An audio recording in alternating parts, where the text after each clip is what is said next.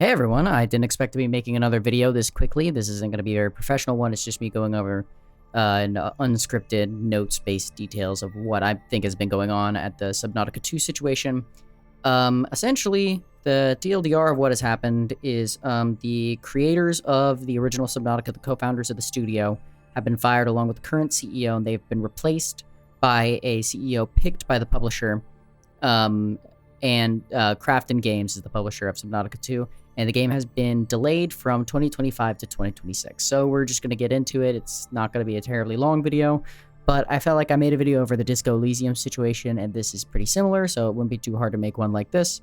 And there's not really there's a lot of news articles, but there's not any like YouTube videos for people who are just like, hey, what's been going on up to this point? So here I am. Essentially, what has happened is the publishing studio for Unknown Worlds, the studio that made Subnautica, has delayed Subnautica 2 from 2026 versus their summer of 2025 original release date that was planned. The co-founders, Charlie Cleveland and Max McGuire, have been fired and removed from the studio. They're no longer working there. And the chief executive officer of the studio, Ted Gill, has also been fired. The publisher of Subnautica has stated the reason is that Subnautica 2 was not ready for release during the summer of 2025 release date that was originally planned. They said there wasn't enough content and that it would be a embarrassing early access release, essentially. So in response to being removed from the studio, Cleveland, McGuire, and Gill all placed a lawsuit against Krafton. They're claiming that Krafton was attempting to delay the game in order to avoid paying a $250 million earnout bonus. This bonus hinged on Subnautica 2 being released in early access in 2025, but Krafton is denying all of the allegations and claims that the leadership team was not performing their duties to the expectation that was held by the studio. They were specifically claiming that Cleveland and McGuire, the co-founders, weren't doing any work on Subnautica 2, and Gill was more focused on the earnout rather than the actual game itself. I'll get into more of that later. So here's a quick just run over of the people who are in the studio. We have Charlie Cleveland, who was one of the co-founders. He is currently focused on film at the moment. He is working at a studio he's founded himself called Abyssal Films, I believe. Essentially, the approach that they have is like an early access, fully open development to film. It's a bit strange. I'll go over some more details about it later, show some screenshots. It's a weird thing. I don't know. I'm not too terribly happy with it, but I also, it doesn't really affect my takes in relation to the removal of them from the studio. He's been the loudest voice from the leadership team at the moment. He's made several blog posts. He has publicly announced when there was going to be a lawsuit against Krafton versus Max McGuire, who's another co-founder. There's very little known about what he's doing at the moment, but he is in the lawsuit with them as well. And he has not made any direct public response to the situation as far as I could find. I haven't dug too terribly deep, but on none of his public social media he's posted anything. He has just reposted some things that Cleveland has said and is in on the lawsuit with them. Ted Gill was the chief executive officer. He was actually feet on the ground involved in Subnautica 2 development. He was the CEO of the company Unknown Worlds at the time, and he ended up being replaced by Steve Papoutsis from Krafton once they fired him and the other two people on the team, which we will get into in now. Krafton Games is a South Korean publishing company. They have published Subnautica 2, and after an acquisition deal, they haven't published Subnautica 2. It's not out yet. They are publishing Subnautica 2. They own currently Unknown Worlds after a purchasing of the company, so there you know. This shows what happens whenever you sell your video game studios and creative rights to other people. Don't do that, guys. Don't do that. But they've also published PUBG, Inzoi, and the Callisto Protocol, along with a series of other games. Those are just the biggest ones at the moment, and Dark and Darker Mobile. And the CEO of Krafton is a man by the name of Chang Han Kim. And they've replaced the CEO at Unknown Worlds, the actual development studio. By the way, Krafton is not a development studio. They're just publishing. They are focusing on marketing, distribution, all the other things relating to getting the game out there. They're not making the game. Unknown Worlds is the one making the game, and it's still the same developers at Unknown Worlds. So if you have a problem with what Krafton does, don't direct very much at all. Just, if you really don't like the situation that's going on, boycott Subnautica 2, which I'll get into in a second about my personal take on the thing. But do not send any hatred towards anyone, especially the developers working at Unknown Worlds. These are still the same people who made the original Subnautica and Below Zero. So Steve Papoutzis is the new CEO at Unknown Worlds. He previously worked at EA on the Dead Space games, and he also worked heavily on the Callisto Protocol from the studio Striking Distance Studios, I believe is the name of the people who made the Callisto Protocol. Yes, Striking Distance Studios, and also published by Krafton, which Krafton also had heavy layoffs at Striking Distance Studios. I don't know if it was while Steve Papoutzis was there, but it shows that they're no stranger to laying off employees with little justification. Steve Papoutzis he was also the vice president of EA at one point, and on his LinkedIn page, it is listed that he turned around morale of development and production teams following attrition of franchise leadership, leading teams to deliver product that exceeded expectations and resulted in future titles. So that's relating to his previous work at other studios. It sounds like corporate speak of he's done this before. There's been times where previous leadership was fired, so this is the guy that they send in when they want to get rid of a leadership team and replace the guy in there. So he's saying that they turned around more morale and pushed them to make a new game. I don't have any basis for that. There's other people who are like, yeah, you did turn around that morale. Maybe that's just corporate speak for he grabbed the whip and made him get to work and push out a game, or maybe that's speak for, wow, he actually did a good job and his employees like him. I don't know the guy. I don't know what he's doing right now. Not very much of this is about Steve Papoutzis, so I'm not too terribly worried. What's more important is the details of the actual situation relating to Krafton and Unknown Worlds, which involves the bonus situation. So essentially, when Unknown Worlds was purchased by Krafton for $500 million in 2021, there was a deal that $250 million more would be paid out in 2026 based on the performance of Unknown Worlds up to that point. 10% of the $250 million was to be distributed equally amongst the 40 employees, roughly 40 employees who were at the company at the time of the purchase, and the rest was to go to the leadership team, which included Gil, McGuire, and Cleveland. The leadership team also later on attempted to pull in new employees into the bonus and had plans to distribute their $225 million more fairly to the rest of the company. They said themselves that they weren't just going to hold on to all of it for themselves, but there's no paperwork trail for that. I can't claim that for certainty, but they did say themselves that they planned to distribute their money fairly. It wasn't like, in their words, all of this is technically alleged. It's he said, she said, each side fighting each other. So there's no, I can't prove what these people's actual intention were. But what they were saying is that they weren't just going to hoard all the money to themselves. They were actually going to distribute it amongst the company more fairly. Probably also to some charity firms. I believe they said something about that. I don't know. I'm pulling this out of my ass. I don't know. This is a much less scripted and researched video. I'm just going over the gist of the situation. Do your own research, come to your own conclusions. This is also currently breaking a story. A lot more things are going on. The lawsuit has not been dealt with. Things are changing a lot. Oh, also, another thing about it is it was still around $25 million to the roughly 40 employees who were there at the time. So each of those employees are set to receive 6 to 7 figures from the company, just from that bonus, and I'll get into a bit later, but that bonus still stands for them. So that's something that you should put into thought, is that the employees of the company still stand to benefit 6 to 7 figures from that earnout bonus if they manage to make it. It's been extended, not for the leadership team. I'm pushing right now. I'll talk about it well. So essentially what Cleveland, McGuire, and Gil talked about in their lawsuit is the complaints they had against Krafton, which are essentially hinging on the fact that they think Krafton intentionally was attempting to delay the game in order to avoid paying that earnout. The co-creators were claiming that things were going well until a series of meetings in 2025 where Gil was talking about bringing in the new employees to the bonus in order to make sure it's more fairly distributed to the company, because these people also worked on Subnautica 2. He thought that they should be compensated with a portion of that said bonus. And the meetings also discussed how they had a little bit lower of earnings figures, projected earnings for Subnautica 2. And it seemed like Subnautica 2 was going to be a lot more successful than originally planned. After the meetings with the leadership team, the team claims that Krafton began to push for a delay after going over those numbers themselves and seeing the projections. They pushed for Unknown Worlds to delay the game.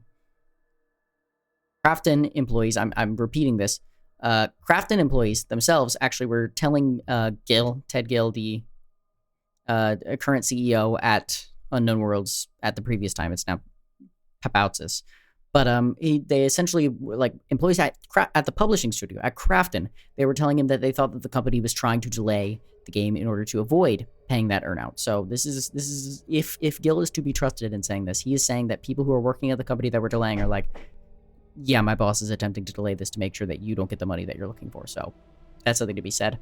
And also during a lunch meeting, the Krafton CEO, Chang-Han Kim, I mentioned him earlier, told Cleveland that putting out the game in 2025, this is a direct quote, could be disastrous financially and hugely embarrassing for Krafton. But then Krafton later claimed that that was a mistranslation. I feel like you can just say that at any point and just be like, yep, it was mistranslated, but that's just me. Leadership was also claiming that Krafton was neglecting their publishing duties during the push for the upcoming summer 2025 release, and that they missed out on several big promotional opportunities because Krafton just wasn't responding to emails that they should have been. And around the end of June, Krafton asked the leadership team to accept a lower payout during several meetings. They were asking to take a lower payout instead of the $250 million projected earnout, with the CEO claiming that the leadership was failing to fulfill their duties and that Subnautica 2 had faced slow and underwhelming progress. And then by July 1st, Krafton had fired the 3 leaders at Unknown Worlds. And then by July 10th, this leadership group placed a breach of contract complaint against Krafton, with the main point of it being whether or not Subnautica 2 was ready for early access release that year, with Krafton claiming that it wasn't, and the co-founders claiming that it was. Now, the leadership team was claiming that several hundred playtesters had just thought that the game was good and ready for early access, and that the game, a direct quote from a Bloomberg article, all my sources are listed below. You can read them yourself. I recommend you read them yourself. This video is a bit of a mess. It's just me trying to put this out here. They claimed that the game drew high marks and confirmed that the game was ready to meet those lofty expectations, the lofty expectations that Krafton held for it. Bloomberg claims that developers at Unknown Worlds had claimed that the game was ready to ship. They had spoken that to Bloomberg in that article. And some external parties that did not want to be identified also claimed that the game was ready to ship, according to that Bloomberg article. And a developer at a different company in Unknown Worlds told Bloomberg that the game looked far better and more robust than many other early access titles that have been released recently. So that is the claims from the leadership team that the game was ready for its release. Krafton then responded, claiming that the leaders had resorted to litigation to demand a multi-million-dollar payout that they haven't earned. They claimed that Cleveland and McGuire had neglected their duties and abandoned their roles, and Ted Gill was focused mostly on earnout rather than the actual quality of the game, looking to just push it out there and make the money rather than making a game that the Subnautica 2 community deserves, according to Krafton.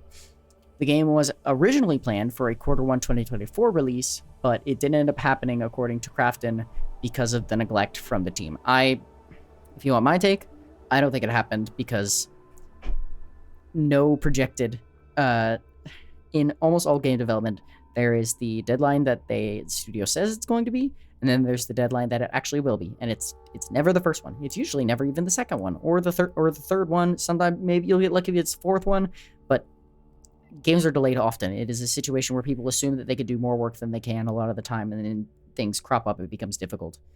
A game that is originally planned to release in Q1 2024 and then releasing in summer of 2025 is not a bad... That's not a bad release window.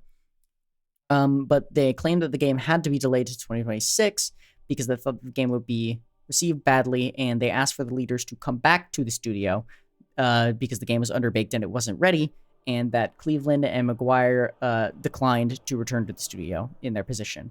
And Gil stated that there's no coming back to a job that they didn't have.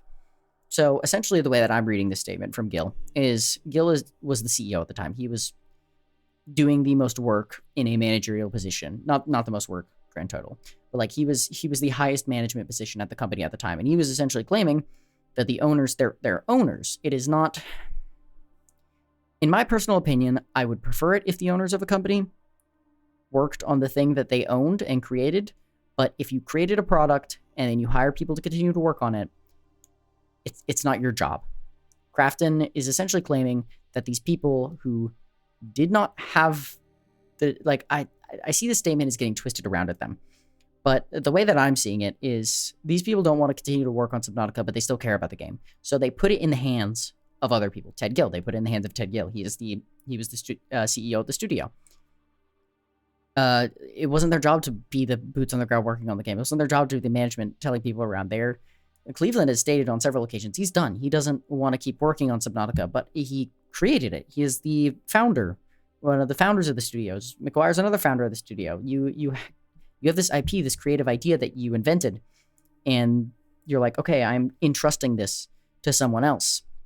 And then you are completely removed from anything in relation to it. Like, I think it's, I'll get into the specific details of it later. But I think it's a bit presumptuous for Krafton to assume just because I guess legally they bought the studio, so they can do this. But morally, in my mind, it's like, you can't, people don't have to work for you. If you decide you don't want to work on something anymore, it doesn't have to be done. But if you choose to work for these people, you can continue to choose to work for these people. It doesn't matter the quality of their character. It doesn't matter what they're doing, how much work they're putting in. If you pay other people to do a job, which they're doing, they're paying these other people to do a job, they can do the job. They created it. It's their creative property. Whatever. But Krafton also alleged that the leads said that they would self-publish. They threatened to self-publish without Krafton due to the situation of them like begging for them to come back to their positions. I think there's probably more details to why they threatened to self-publish. I don't doubt that they threatened to self-publish. Everyone should probably, if anybody can self-publish, they should self-publish. You should not put your creative work into the hands of other people. But they alleged that they threatened to self-publish, and then that they downloaded, quote-unquote, massive amounts of confidential information from unknown worlds, which I don't know the validity of. I saw a similar thing in the Disco Elysium situation where Riaz Mula, the CEO of Longdew Studios, was claiming that Argo Tulik was showing around an illegal USB of some things that he allegedly stole from Zaum. There's nothing to back up this quote. There's nothing to back up Krafton saying that they downloaded confidential information. I'm not saying it's untrue, but I'm saying there's nothing to back this up. This is a wild accusation. And then another thing, Zaum, during the whole Disco Elysium situation, was claiming that Robert Kurvitz and Alexander Rostov, the original creators of Disco Elysium, had also downloaded massive amounts of confidential information. So this is part. I'm seeing patterns here. I've seen a lot of patterns in this situation, which is I'm seeing a lot of people on the Subnautica 2 or the Subnautica subreddit who are defending Krafton because it seems like they're making a lot of claims and actually like defending a lot of this, but a lot of this is legalese speak or like high control group speak, things that I've seen before in other situations similar to this that are not nearly as ambiguous, is all I'm going to say. But I'm not going to side with the big guy. Basically, anytime you can come to your own conclusions. I'm saying come to your own conclusions.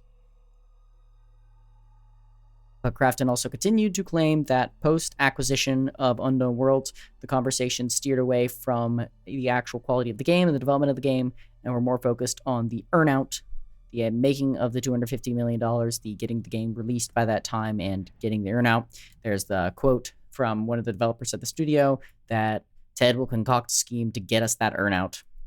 I think it's bullcrap that in one of their official responses, they're quoting some random employee and saying, like, see, this proves that this guy's a bad guy. Their sources aren't that good, from what I could tell. Their sources are fairly bad. And then they went on to essentially try to refute every paragraph of the lawsuit, word for word. I'm assuming with a team of lawyers that they ended up hiring. And that's the gist of the response that Krafton made. I have there's an article down below. You can look through the links yourself that goes over all the stuff in here. It's a lot of corporate speak, not terribly big of a deal.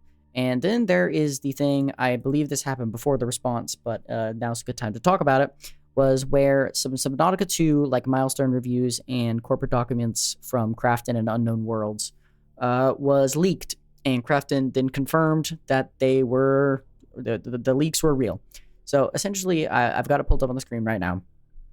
The first leak was basically saying that the game was lacking polish. It didn't have the freshness and volume expected of a sequel. So it's basically saying there's not enough content in the game, It's not clean enough. It's falling short of meeting some market expectations of the OWSC. I don't know exactly what that is in the Asian market. If somebody could tell me what the OWSC is, I've tried to look it up, and the only thing it points back to is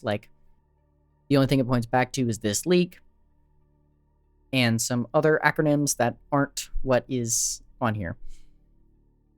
So essentially what is shown in this is the game, as of now, has the intro area and the first region, 2 Leviathans, 12 creatures, 20 equipment tools, 2 adaptation systems, I don't know what that is, 2 vehicles in the game. It's got both the single player and co-op mode, and then it's got the survival and creative mode in it. Cross progression, which I'm not sure exactly what they mean by cross progression. Okay, cross progression, so it means that they have, you complete something on your PC, it transfers over to your Xbox, etc., etc. And narratively, they have Chapter 1 of the game release. So they're hoping that they can bump up the content volume and the level of polish before launch to lead to a broader market. So I'll admit that they're looking for like a second region, 2 Leviathans, like 2 Leviathans. It says 8 creatures on the thing listed after all. I don't know if that means they want to cut creatures or add 8 more creatures, making it a grand total of 20.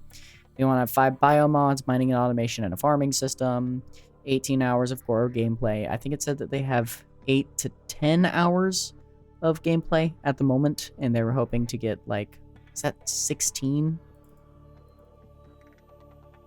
Yeah, I can't read the exact thing there. I think it says 16 hours of core gameplay and 30 hours of sandbox gameplay.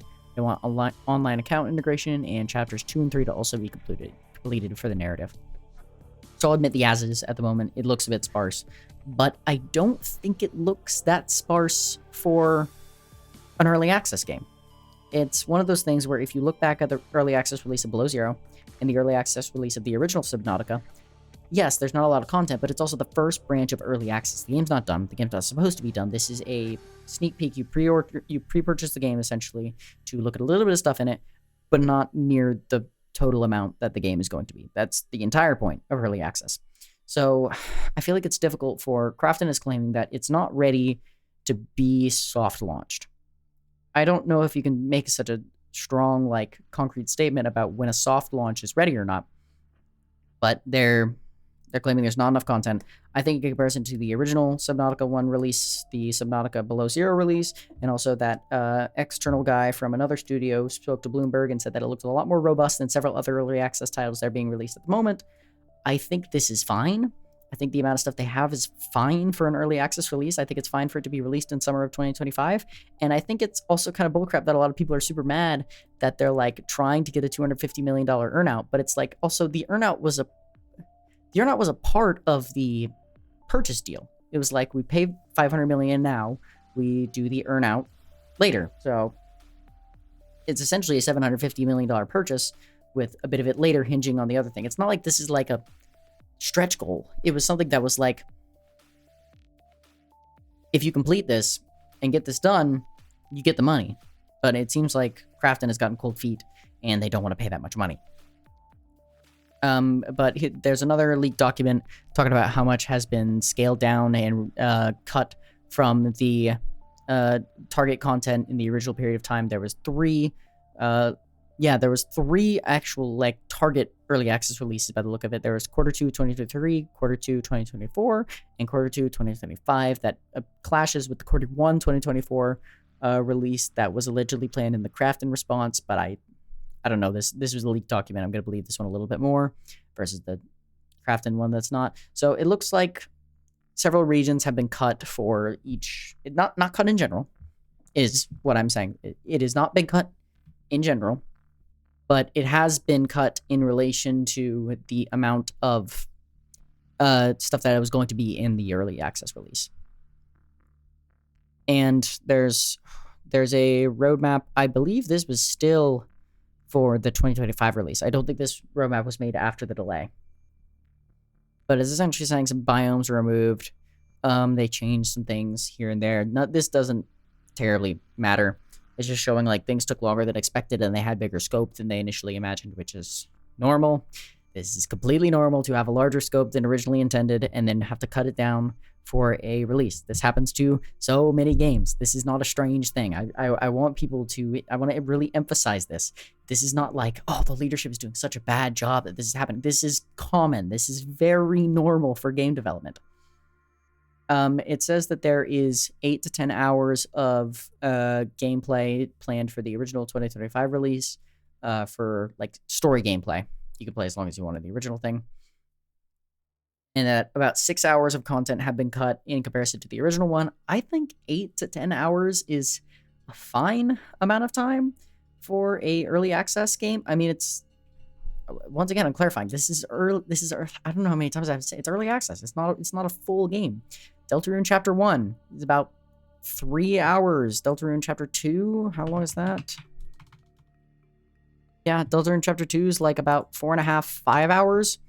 So if you're looking at that comparison, that's an early access game. You're looking at about 8, 9 hours for that game story. Are you saying that like, oh, this game isn't robust enough? This isn't enough for an early access? 8 to 10 hours of story content alone, not including like base building and all the other things you're going to be doing in a Subnautica game.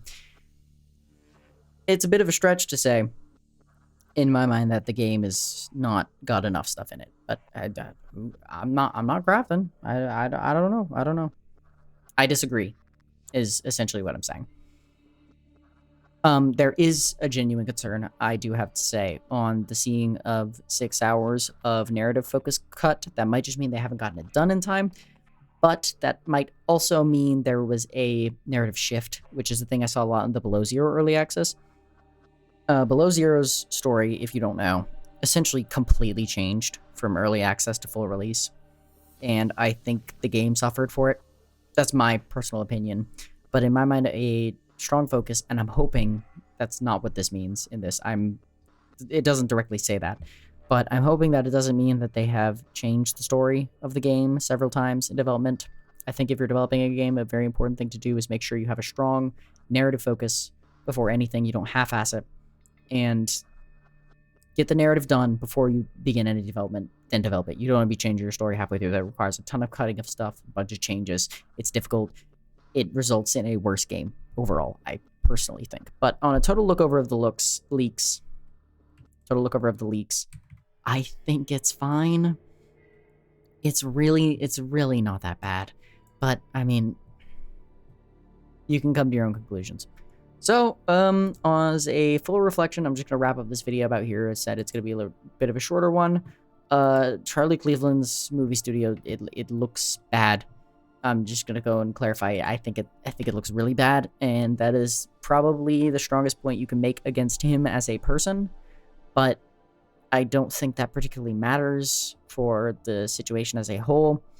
There's heavy Mid-Journey use on the website for creating, like, faux pictures of what the movie's going to be like. It's not planned for the actual posters.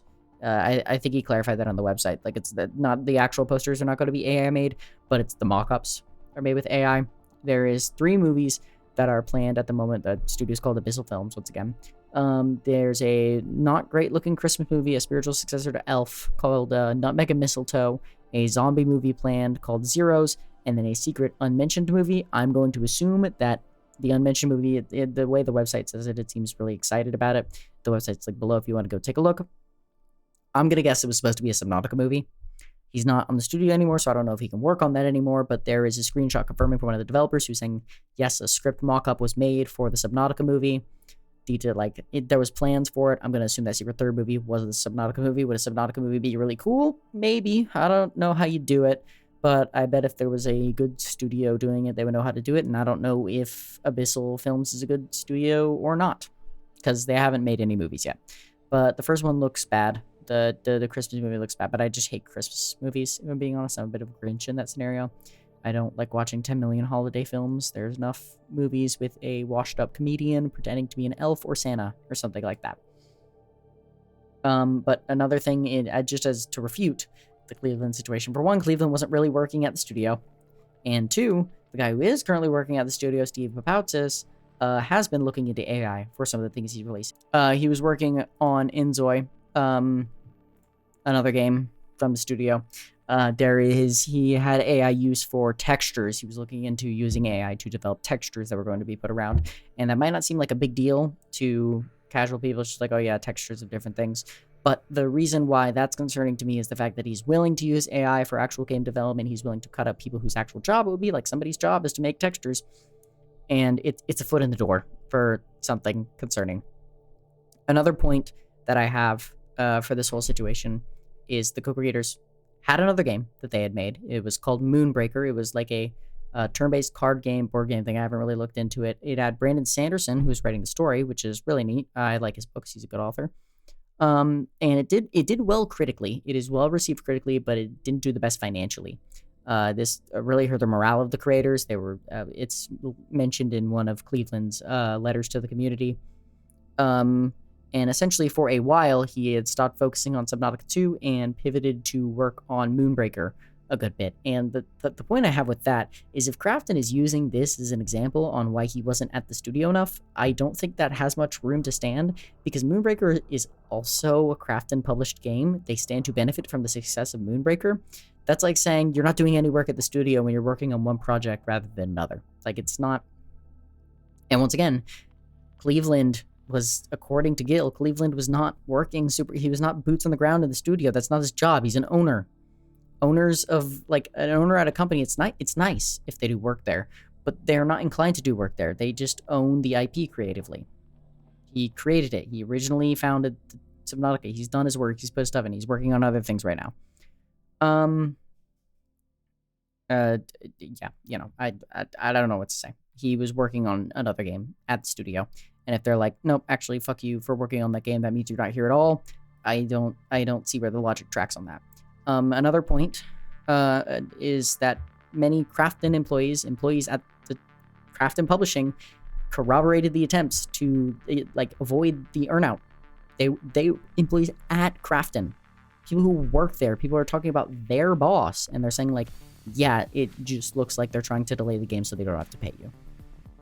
I mean, it's just like, you like, maybe they had a point of the people not being there, but it really just sounds like they didn't want to pay $250 million. Is Subnautica as an IP worth $750 million? Almost $1 billion? I don't know. Maybe they did make a bad deal, but they made the deal. You can't make a bad deal and then be like, oh, actually, that one's bad. I don't want to do that anymore. Nope, it doesn't work like that. You can't arbitrarily be like, I'm going to force this situation to fail now because I don't want to pay you. And another point is Subnautica 1's early access. As I was saying earlier, it wasn't terribly robust itself. Honestly, when I look back, I've seen like old YouTube videos of people playing the original Subnautica release, and I'm like, wow, this looks bad. I'm surprised the game is as good as it is now, because you can go back and look at some of the like earliest content related to Subnautica on YouTube. The game is a buggy mess, super unpolished. If Subnautica 2 is like, and it did well. It did very well. It was still a good game, even if it's not too terribly polished. I think it's hard to arbitrarily draw a line to say whether or not early access is good enough. I think early access is early access. You could release, like the original Subnautica just been an open ocean with a Reaper Leviathan in it, and called that early access. It's still early access. It's still, maybe people won't play it that much. Maybe that's a decent point from Krafton, but several other people have said that the early access looked fine. It looked robust. It looked good enough. So I don't know. But if you want my final 2 cents, I don't think the game is ruined. I don't think we're going to see a Subnautica 2 riddled with microtransactions. It's the same studio working on it. And Krafton has said themselves, they don't want microtransactions at the game. They don't strike me as this kind of publishers. That doesn't mean what they're doing, though, is fine. This is not a question of whether or not the game's going to be ruined. It is a moral question on whether or not you should support it, knowing that the studio that it stands to benefit the most, Krafton Games, is doing some shady things. I think I have to say, even if that, I think Gil was working there. It is pretty clear he was the CEO. He was standing in there working, and it says like, oh, if he's pushing for the earnout, that means he's pushing the game. He's getting the game to be developed. He's looking for a ship in 2025, and I don't think it's that bad to look for an earnout. It's $250 million. Like, if you're promised that you're allowed to push for that to be the release date. Like, I don't know.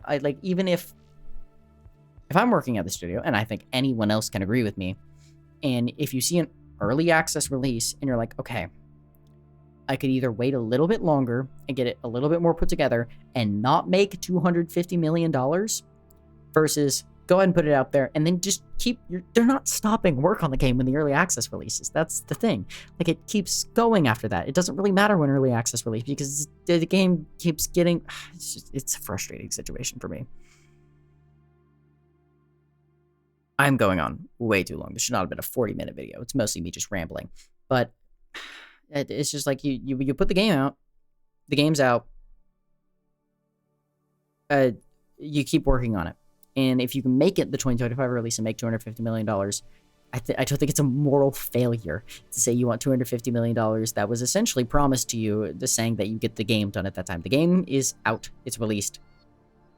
There's the money. You did the job that was asked of you. They can't arbitrarily be like, but it's not done enough. It's not. So, and just another thing, seeing the Disco Elysium situation, I don't think the character of the people who are working there particularly matters for stealing an IP. I don't care how bad of a person you could be the worst person in the world, but if you invent something, that means you should hold the credit for it. You shouldn't be completely excluded from your own work just because people don't personally like how much effort you are or are not putting into it. That just means that other people aren't required to work with you. If Krafton thinks that they're not doing a good enough job, Krafton can back off. Krafton can be like, okay, I don't want anything to do with you if you're not doing the game well enough. Blah, blah, blah. I'm not publishing it anymore. All that things. It's simple. You don't just be like, no, you don't deserve this thing that you invented. I'm going to take it now. It doesn't, you invented it. You don't have to, if you're not responsible with it, that's fine. You suffer the consequences. That doesn't mean it gets taken from you by someone who didn't make it. Because Krafton didn't make it. Krafton is not a studio of developers. Krafton still isn't making it. Unknown Worlds is still making it. And it's another thing where, yes, developers aren't speaking out very much. There has been, I think, one of the developers ended up leaving the studio publicly. What was his name? I have the picture right here. Yeah, Liam Tart ended up leaving the studio. He was saying that the game was turning out fairly well, but he said he felt like he had to leave the studio. I have a feeling other people aren't leaving the studio because Krafton ended up extending the deadline. They said that the bonus still stands, the 10% of the bonus, not the rest of the bonus that goes to the leadership team. The 25 million still gets to go to the developers, approximately 40 developers still at the studio, and they still stand to make 6 or 7 figures. I'm not going to talk. I'm not going to be like, I think this is evil and this is terrible. That's how you get yourself fired. I don't blame them. I would do that if I was in their shoes too. Don't bring this out on them. It is that they're making the game that you like. They've made the games that you previously liked before. If you're a fan of Subnautica, don't cause any problems with them, but that's probably why they're not speaking out if you're wondering that. Don't immediately assume that they're siding with Krafton because of that. It's just a situation where money that would be significantly important to my well-being in my life is on the line if I talk up about a problem that doesn't really affect me that much. I doubt many of them directly, maybe they directly knew the leadership. I don't know. But it's a thing where, like, yeah, it's not crazy not to speak up on a situation like this. Just put your head down, get the work done. But I'm going to speak on this, and I think that it's a crappy situation. I am not going to buy Subnautica 2 unless I see some kind of reparations made. I have a feeling the lawsuit's not going to go anywhere, at least for a long time, because that's how lawsuits work. Krafton probably has better lawyers, and they might legally be in the right here. That doesn't mean I think they're morally in the right. I don't really have terribly much more to say. It's another depressing situation. Publishing, studios, freaking investors, people who don't make video games, taking video games from people who make video games, and fucking over the people who originally made the video game. So, it's Disco Elysium all over again. Kerbal Space Program 2 all over again. It's just not, it's bad. It's bad. I think I'm going to wrap it up there. Thanks for watching if you got to this end of a rambly mess of a video. Hope you enjoyed my 2 cents of it. Maybe you didn't. Maybe you think I'm a fucking idiot, and actually the big publishing company is the good guys. So, tell me that if you think so in the comments. Here's hoping that this ends well. Probably won't. Bye-bye.